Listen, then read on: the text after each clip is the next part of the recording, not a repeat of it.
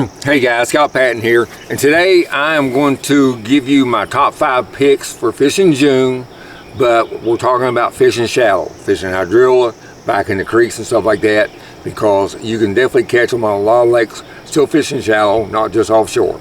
So let's get going and get started on this. My number 1 choice is going to be a topwater bait, okay? I would normally pick several different top waters, but if I have to pick this one, I'm gonna go with the popping style baits. This right here is a Lucky Craft. This is a Rico, but I use different ones. I've really done good with that bone color, especially on cloudy days. And if it's sunnier, then I'll go more to the chrome colors and stuff like that. You can see that bait right here has been ate up. I've caught a ton of fish on this thing. There's a Lucky Craft popper here as well. But a lot of times this is going to be the first hour or two of daylight. You can catch some good fish on us, fishing hydrilla, especially if they're pulling current and stuff. Even hydrilla where it's grown real close to the surface, I can fish this bait early in the morning. I'm going to always throw it on 20-pound test. Usually I go with mono on this because I'm not usually making this long cast when I'm fishing shallower water back in these creeks and stuff like that, because you just don't have the distance where you're going to do that. But 17 or 20-pound test monos what I'll go with. You can go with 30 or 40-pound test braid. I would go with a 40-pound test braid if you want to. Okay, guys. Again, I'll use a shorter rod. I use a PAL rod in the 6'8" range. The reason I'm going with that shorter rod is because this bait here is going to work better if you're popping it down. Now, you want to try different retrieves with it. You want to try a single pop. Like right now, I've been catching fish, just popping that thing one time and letting it set. I don't mean popping it once or twice. I mean popping it one time and letting it set. Just enough where it makes a good popping noise. You don't want to over pop it. I've had some people get out here. If some people get out here and it's like they just want to try to say how loud that thing can go, that's not going to attract the fish 99% of the time. So just a steady pop, a good pop sound, let the thing set, pop it again, let it set. It's the way I've been casting them on right now. And I do that a lot down here, especially on Chickamauga. It seems like this is the one that really slow paced. There are times now when I'll pop that thing real fast, make it spit water, and stop it, spit water, walk it 2 or 3 feet and let it stop. And those fish eat it that way. But you're going to want to experiment with your retrieve, you guys. I'm telling you, through the summertime over that grass, this bait right here will catch a lot of good fish. I've caught them up to over 8 pounds on these things this time of year through June. Okay, so my next bait would probably I'm gonna go with the frog, because we have a lot of shallow grass and around wood even too, you guys, where I can't throw that popper. Although this popping frog, and the reason it's the same kind of sound pretty much, walking the same way. I either pop it and let it set, pop it and let it set, or I'll walk it, you can make little twitches, make that thing walk, make it stay tight in areas and stuff. But you're going to have to, you're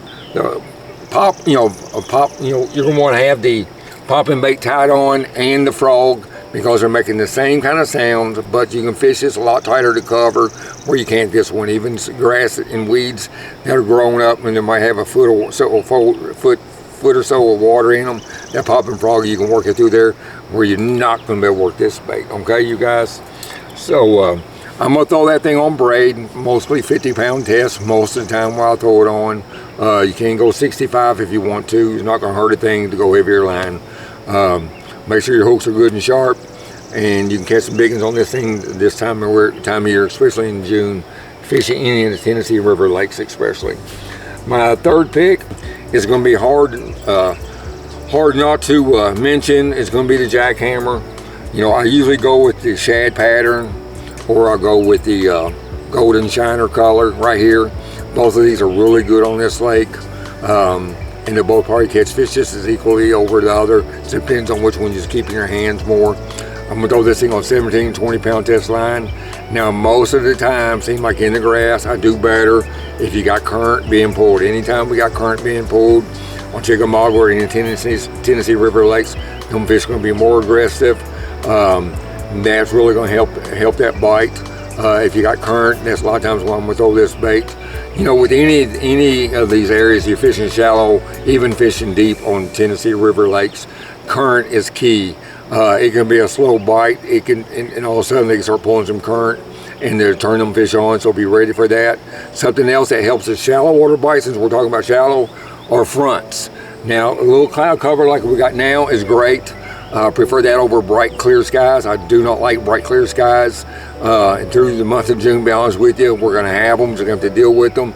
I'll talk. That's where I'm going to go into more fishing that wacky rig baits and stuff like that. But I'll get that in a second.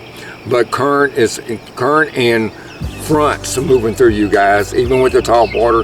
If we got some storm cells, you know, around the area and stuff like that, of course you don't want to be out there in lightning. But if it's just good as a good thunderstorm, I'm telling you what, it will really turn these fish on too. They love it down here. I've been in areas we'd be fishing, might have 1 or 2 bites. All of a sudden a storm comes through, and I mean, we'll catch, you know, 8 or 9 just in that same spot we just went through, just because the current or the storm turned those fish on. But you can experiment with trailers. Both of these are the, you know, Momoto Yakos. On those I use paddle tails. It just depends, you know, something else you got to experiment with on that too. Any blade colors, normally I'll go with gold most of the time. I have seen times where they want that silver blade, so you better throw the silver one. I myself have not done that well with the clear blades. I talked to the guys that have. I don't have one in a boat no more. But as far as, you know, size, you can go 3/8, ½ ounce. Depends on how the grass is. You know, some areas is deeper than others. So you're going to, and how fast you want to reel this thing. It's all you got, you know, let the fish tell you guys what they want. But this bait will catch fish for you, especially when the water's being pulled in June. But it's going to catch them even though the water's not being pulled. All right, number 4 is, of course, going to be a little swim bait. You know, I'll rig this thing up on a swim bait head, and I will also rig it up weedless, like this one right here, depending on how thick the grass is and how high off the bottom it is. That's just got a little belly weight on it. It's got a little spring in it. But both of those will catch fish down here. Usually this, I think this is about 3-inch size. It might be a little bit bigger than that, but that's the most common size I'll throw down here this time of year. If I'm going to anything bigger than that, I'll usually go to you know, maybe a hollow belly or a mag draft or something like that. But right, as far as just catching fish day in and day out, these 2 little baits right here will catch fish. One weedless, one with the exposed hook for a little bit deeper grass on the outside edge of some of these grass lines. All right, now on the swim bait, you guys, probably about 17-pound tests, fluorocarbons, what I'll go with. You know, if I, you know, and I'm talking about fishing shallow, so I'm gonna go the heavier line, because a lot of times you're gonna be around more cover than you will if you're fishing offshore, where you can go to a little bit lighter line. Probably my number 1 deal is, especially on, you're going to catch fish on this thing all through June, is Nico rigging or wacky rigging, a Cinco. I've talked to you guys about several times. All these right here are jaw dropper plastics right here. I've used several different colors. This is probably one of my favorite, the green pumpkin with red flake. But I'm telling you, you're going to have to just experiment, because I mean, from day to day is crazy, from week to week, or even every 2 weeks. These fish can change what color they prefer, and a lot of times I'll catch them on 4 or 5 different colors. It may not matter. It's just a matter of putting it in front of his fish. I'm going to use a spinning reel, of course, with this. Usually 15 or 20-pound test braid and a 12-pound test cigar. Fluorocarbon leader. You get more in this time of year. Now, when I was fishing earlier in the year, a lot of times I went with mono, because I want that thing to stay super shallow. Fish are starting to move off into that deeper grass. They're getting off the banks and stuff right now. I'm seeing that every day, catching more and more fish that way. But you know, you want to have your little tube right here. This is made for putting O-rings on. You got it loaded up with O-rings. You're going to just slide that O-ring on just like that, you guys. This is real simple. You're going to take your Cinco, stick it in the hole right there. Now I'm going to slide that band off with my thumb. See that band right there in the middle? I like keeping it right on the back of the egg sac right there, because it kind of balances that worm right there, okay? And you can use different type weights. I've gone to using 1-inch finishing nails most of the time when I'm fishing real shallow. If I'm going to fish deeper like that, I'll go to a regular lead and go deeper with it. But fishing shallow right here. I'm going to stick that thing right in the head of that thing. It's important to make sure you keep the tip of that worm straight, you guys. You don't want to mess up the action on that. All right, see right there, it's good and straight right there. This is a number 2 Gamakatsu hook. I use this, some guys like going to a bigger one. I've got bigger ones, but since there's so much grass down here, I go with that. Now, I see a lot of guys saying rig this thing this way, okay, like that. I just don't know. I mean, I don't rig them that way. If I had to, want to try to keep this bait more weedless, I would go that route. But the way I see it right there, when it's rigged this way, like that, guys, and the fish comes down on it as it's falling, I feel like that worm's going to come up like that. If it depends on how it's in his mouth, but it could interfere with the hook set. I myself, and I tell guys, rig that thing towards the weight, okay? All right, just like that. I'll stick that underneath that band, putting just a little bit of the hook in the plastic. You want that hook exposed. So this way, when that thing's falling, that fish comes in and you set the hook, you ain't got this piece of plastic to fold up there and get in the way.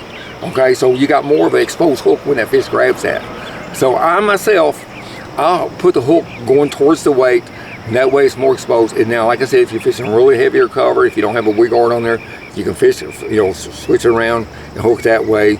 That may give you an advantage as far as not getting hung up, maybe around cypress tree knees and stuff like that. That might be good. Or like I said, you can just go to a weedless wacky rig hook just like that. But you want a good sharp hook. I've already gone through, like I said, I'm throwing this on 20-pound test braid. You guys, if you ain't using braid on your spinning reels, you need to learn how to tie that FG knot or whatever knot you like to attach some fluorocarbon leader to it, because I'm telling you what, you won't have the trouble out of your, especially if you're new to fishing. I'm telling you, go to braid on your spinning reels and tie your leader on, okay? They're throwing top waters and stuff like that with the braid on spinning reels. You don't have to have a leader, especially buzz baits and anything moving like that fast, but I'm telling you, you'll do way better.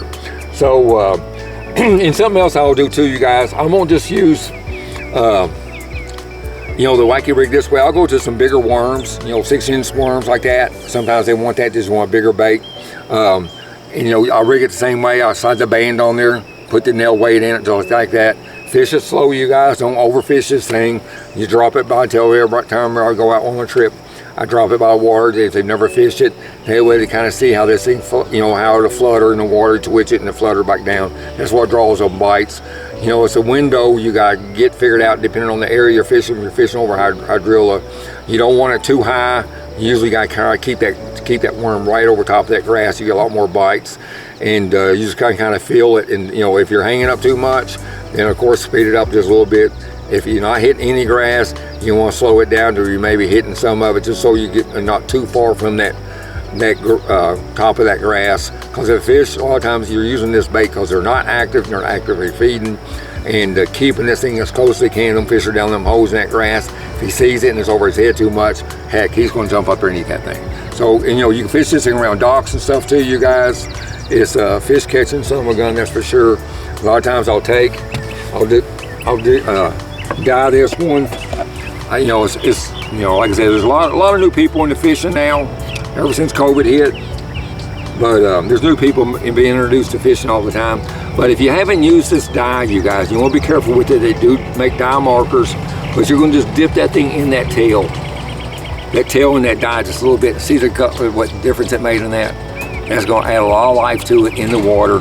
So dyeing that tail can make a big difference in getting bit and not getting bit too. I use chartreuse is the most common. There are times I use an orange dye, but I usually always keep my dye markers in the boat with me. Like right here's a chartreuse dye marker right there, just like a marker tip. These do a real good job. It's not going to get as good as the dip is, but if you got kids around the house and you're afraid you can get in your boat and stuff like that and maybe spill it, or even you got a fishing partner that or even yourself. Luckily I've never spilled any of it. I used to always carry a towel with me and dye my worms that way, but anymore I just make sure I'm real careful and sitting down when I'm doing it to just prevent any kind of accident that may happen with that dye. But you guys, that's kind of my top 5 picks for June fishing shallow. I appreciate you watching. Subscribe, you guys. Hit the notification bell. I appreciate it. Leave a comment. Let me know how you're doing. If you got any tips for me fishing in month of June, how you're catching your fish.